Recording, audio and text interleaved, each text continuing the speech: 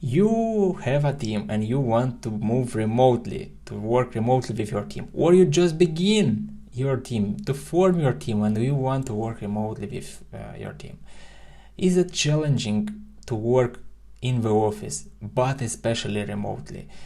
We've tried for the past 10 years with a small team of 5 to 10 people to work and remotely and in the office, and we tried different methodology, different tools, and right now we are fully remoted and we enjoy this work. It's big opportunities and the challenges work remotely, but I think if you are looking to this course, you can learn and avoid some mistakes we took, and you may take some opportunities in this field.